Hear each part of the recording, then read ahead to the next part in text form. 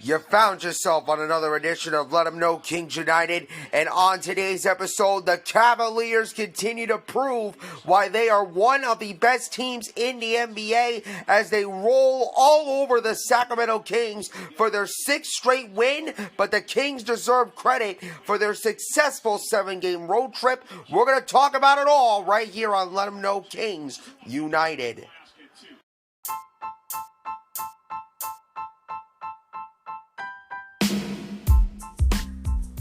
And now, ladies and gentlemen, it is that time for the post-game reaction podcast of the Cleveland Cavaliers, Sacramento Kings, and the Chicago Bulls. This is Let 'Em Know Kings United.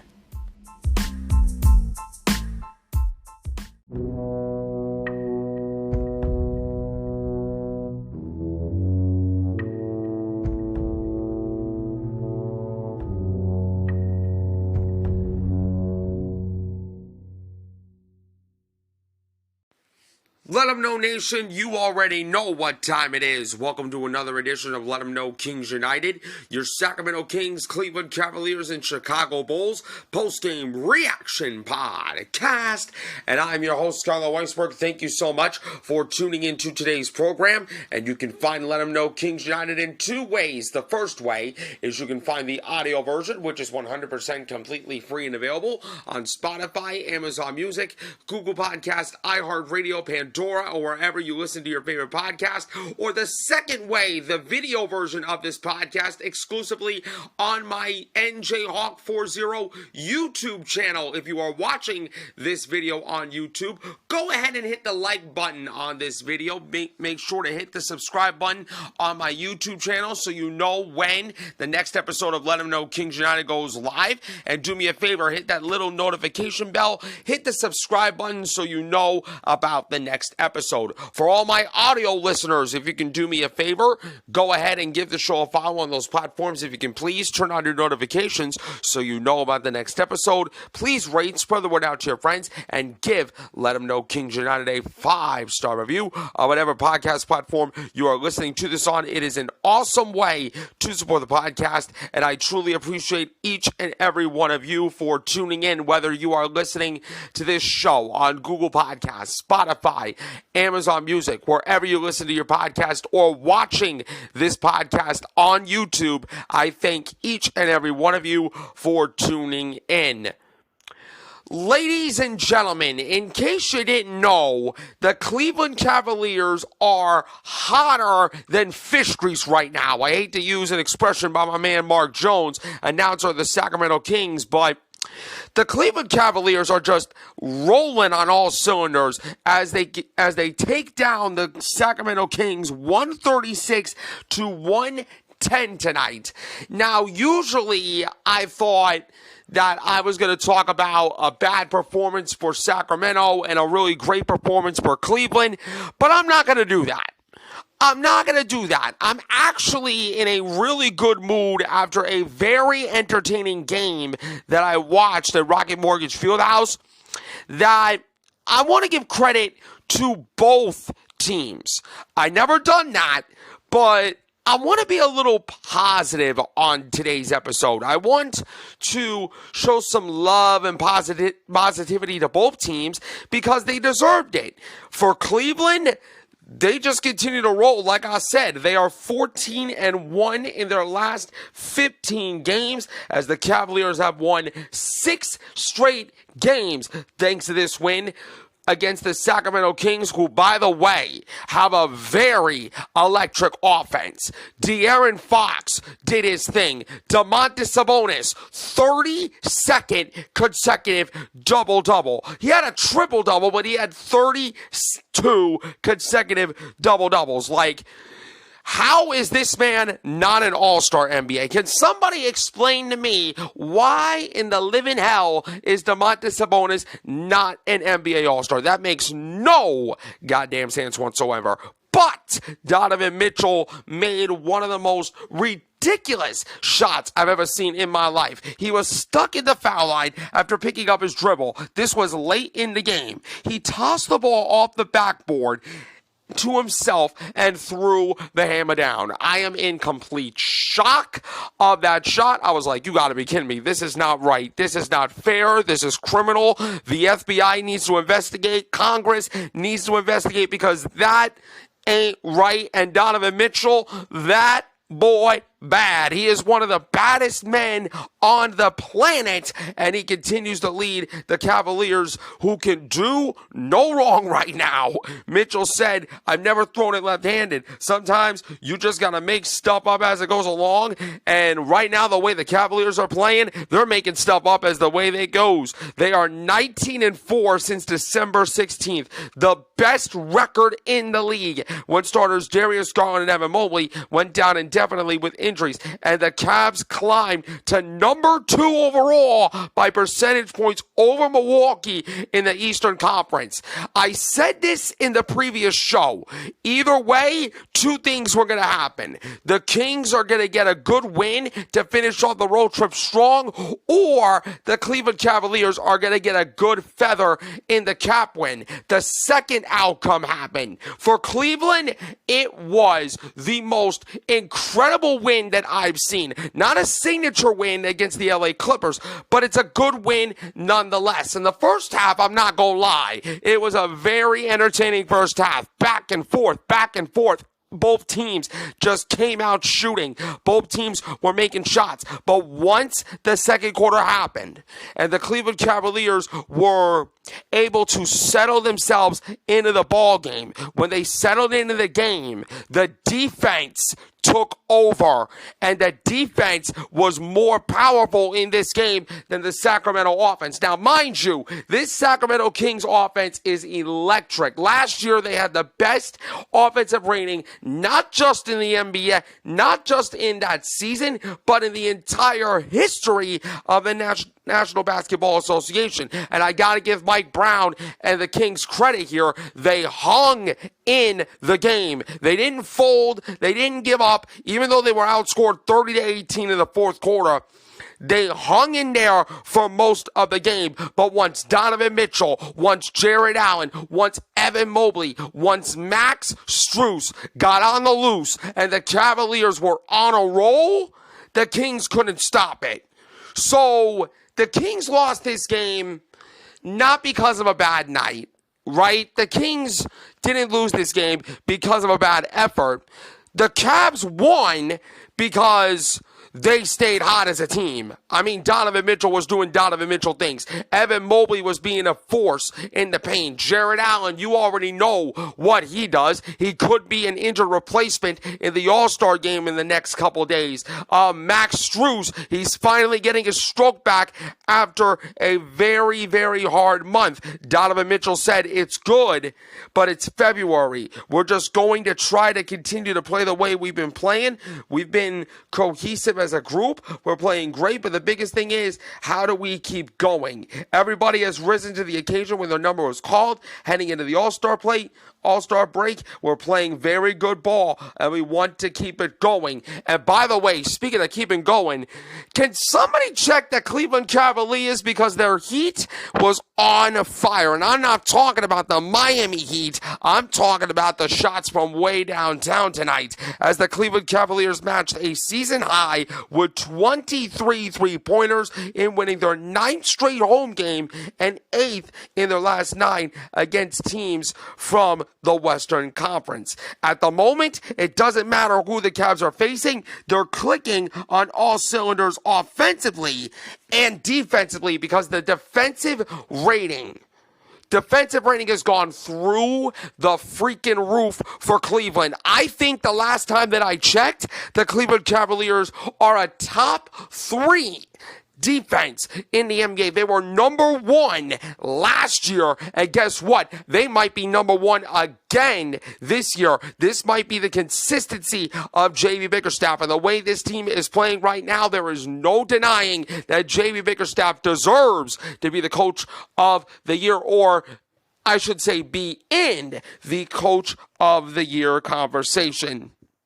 As far as the Sacramento Kings, Domas, I mean, is there anything more to say about this man? He had 12 points, almost 20 rebounds. He had 19 of them to be exact, and 15 assists for his 15th triple-double this season, tying him with Denver's Nikola Jokic for the league lead.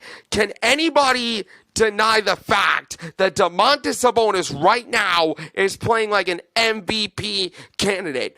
At this point, you can forget the NBA All-Star game with Domantas Sabonis. We all know that the NBA thinks that Domas is not good to be an All-Star. But I'm going to be here and say on this show, Domas deserves to be an MVP, and he is an MVP candidate with Kawhi Leonard, with Giannis Antetokounmpo, with Donovan Mitchell the way that he's playing right now. Maybe with Tyrese Maxey. I can't even remember anyone else. Maybe Nikola Jokic, who might be winning another MVP thanks to Joel Embiid. But nevertheless, Domas deserves to be in the conversation. Harrison Barnes added 22 points for the Kings, and De'Aaron Fox had 19 points as the Kings finished their long road trip with a record of 5-2, which I will say this. This was a successful road trip for Sacramento. I mean, sure, you had a tough loss against the Miami Heat, and then you had a very tough loss tonight against the Cleveland Cavaliers, who are the best team in the NBA right now. But besides that, the Kings got some big wins. I mean, they got a back-to-back win against Chicago and Indiana, respectfully. Those are 2 of the 5 wins that the Sacramento Kings had during this road trip. But overall, in this game, I think they had tired legs, especially late when the Cavaliers settled down. But that's what long road trips do to you in this league. You go on a long road trip, and sometimes road trips like that make you feel tired. And I believe Sacramento felt tired in this game. But you know what? I will give the Sacramento Kings a whole lot of credit, okay? Very successful road trip. Very successful for him. Very successful for them. Now they got 2 games now they got 2 games back at the Golden One Center, which they've been really good at home. They are going to their next game, which is at the Golden One Center at home. I don't recall who the Sacramento Kings are playing against in their next game at the crib. Let me pull it up real quick. They are playing the Detroit Pistons at home, and then the Nuggets at home. So you got a winnable trap game against Detroit, and then a tough team in Denver, which, by the way, could anybody say that's a caliber matchup? I mean, Nikola Jokic versus Domantas Sabonis. I mean, come on now. Come on. I am so excited about that game, and I am really excited about that matchup. As far as the loss, Mike Brown said it was a tough night for us. JB and his team were really good. We didn't do a good job getting to their hot players, and they shot the mess out of the basketball. They made 23 threes, shot 56% from the field. That's almost unheard of. Offensively, we were fine, but they were so good, they took the wind off us. Jared Allen, he's been rolling 19 points. And Big Mo added 14 rebounds and 7 assists in his 4th game back since undergoing surgery last month. And you cannot forget about Max Strus. I think this guy got his confidence back. I've seen this guy knock down a lot of critical 3-pointers, but he didn't give up on some plays, getting either a critical offensive rebound or a steal to get second chance points for Cleveland. That is just masterful basketball. Masterful basketball by the Cleveland Cavaliers, who, once again, are clicking on all cylinders. But Sacramento, you don't, for any circumstances, you do not have to put your head down. 5-2 on a 7-game road trip is something to be very, very proud of. Sacramento, you deserve to keep your heads up tonight. But all the credit goes to Cleveland. They are clicking right now. 58% from the field, which is absolutely ridiculous. 56% from three for Cleveland. For Sacramento, 46% from the field, 38% from three-point range. The rebounds were 45-40 in favor of Cleveland. 36 assists for Cleveland on 51 field goals. That is absolutely ridiculous. That is absolutely ridiculous for Cleveland. And JB mentioned in his post-game presser how selfless the Cleveland Cavaliers are. They are playing great team ball on both ends of the floor. I've never seen a team this selfless a day in my life. Chicago Bulls, you need to learn. You need to learn how to be selfless like Cleveland, because the Bulls are the most selfish team in the NBA for reasons I'm not going to talk about in this particular episode. But they had won the steals battle 10-1. They won the blocks 5-1. They did a really good job. I'm not turning the ball over, They had 9 turnovers all night compared to 12 turnovers for the Sacramento Kings. The fast break points were 28-12 in favor of Cleveland. The points in the paint, Cleveland 48-40. As far as who stood out for both teams, Harrison Barnes led the Sacramento Kings in scoring. The Black Falcon had 22 points, 6 of 10 from three-point range. Really good stuff for HB with a rebound and a big-time steal. He was shooting 8 of 15 for the field. Domantas Sabonis, Mr. Double-Double, Mr. Triple-Double, MVP caliber player, MVP candidate as far as I'm concerned. He might as well be the MVP of the first half of the season. 12 points, 19 rebounds, 15 assists, 6 of 9 for the field, but 5 turnovers for the big man. I do not like to see that. De'Aaron Fox, he did his thing, 19 points, 4 rebounds, 1 assist, 2 steals, 8 of 20 from the field. I think the Cavaliers did an amazing job of meeting De'Aaron Fox early to the basket. Keegan Murray, 10 points, 2 of 4 from three-point range, 4 of 9 from the field. Malik Monk did his thing off the bench once again with 18 points, but it was all about the Cleveland Cavaliers. Donovan Mitchell, Mr. Three-Point Shootout participant Donovan Mitchell, 29 points, 11 of 20 from the field, 5 of 11 from three-point range with 5 assists, 2 rebounds and 2 steals. DG, 11 points in 28 minutes. He shot 4 of 7 from the field, 2 of 4 from 3 with 5 assists and a couple of rebounds. Jared Allen, 19 points, 7 rebounds, 3 assists, 8 of 10 for the field. Big Mo, 11 points, 14 rebounds, 7 assists, and 2 steals. Max Strus, he got his three-point swagger back, 22 points, 6 of 10 from three-point range with 5 rebounds, 2 assists, and 2 steals. Karis LeVert was big off the bench once again with 17 points, 3 of 4 from three-point range, shooting 50% from the field with 6 rebounds, 7 assists, and a steal. Sam the Man Merrill, he's definitely been the man and so far this season with 9 points, 3 of 4 from the field, all attempts coming from the three-point line. This man is just straight on ridiculous. Isaac Okoro was big with 10 points coming off the bench, 3 of 4 from the field, 2 of 2 from three-point range with 2 big-time steals.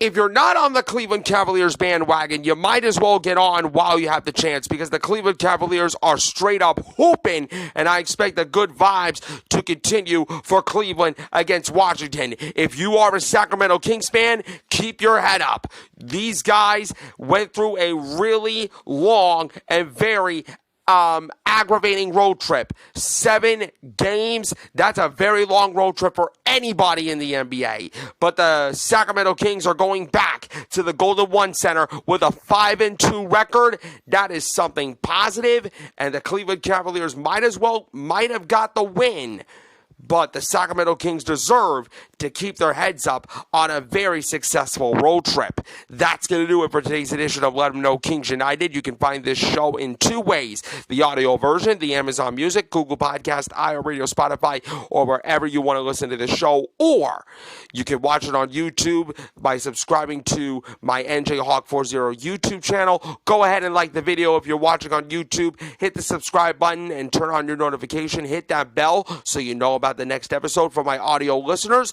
give the show a follow on those platforms. Turn on your notifications so you know about the next episode. Please rate, spread the word out to your friends, and give Let 'em Know Kings United a 5-star review on whatever podcast platform that you're listening to this on. For my people on YouTube, go ahead and like the video, hit the subscribe button, and leave a nice comment. It really, truly means a lot when you guys do that. Thank you so much for tuning in. I'm your host, Skylar Weisberg, and I will see you next time for another edition of Let 'em Know Kings United.